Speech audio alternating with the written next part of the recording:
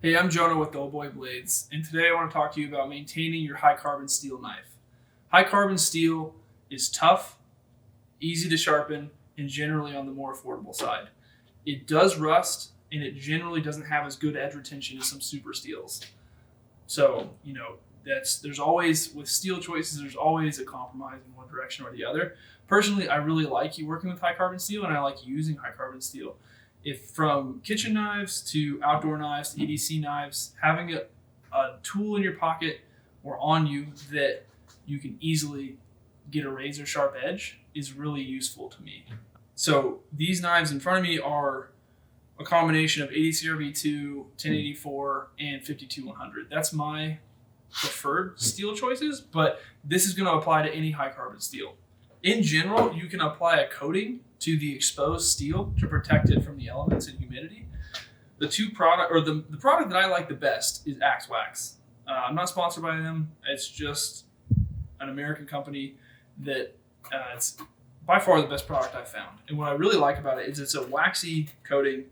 It's food safe, but the real selling point here is that it dries hard. So after a few days, after applying a thin coat, this will actually harden up on you, and it stays on the knife a lot longer than an oil or a traditional like wax that stays waxy.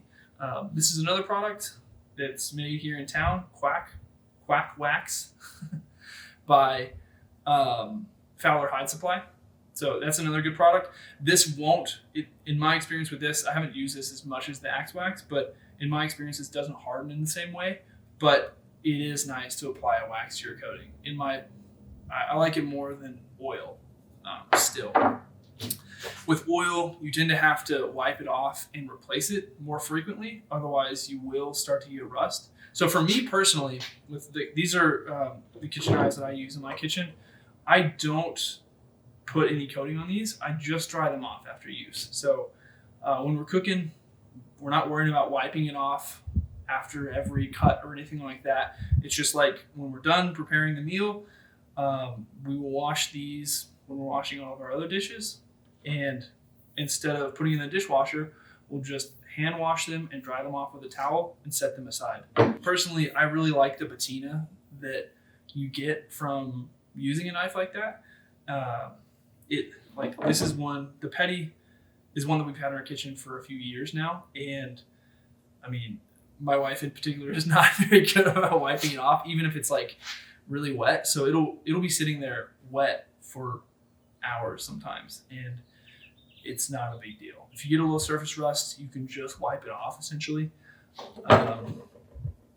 So I really like the way that patina's. You can absolutely coat these blades, and you're going to have a little bit less patina over time with that coating and a little bit less chance of rust. If you are storing a blade for a long time, it's probably a good idea to put a coating on it.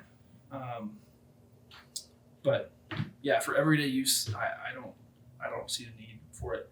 And we're in Lubbock, Texas, so it's dry out here. We don't have to worry about living in a humid climate. If you do live in a humid environment, you might consider getting a coated blade, as in like a permanent coating, like Cerakote or a powder coat.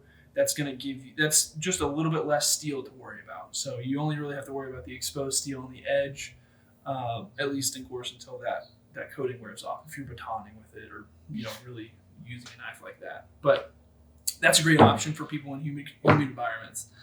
For these other knives, these are outdoor knives, and this is my personal everyday carry.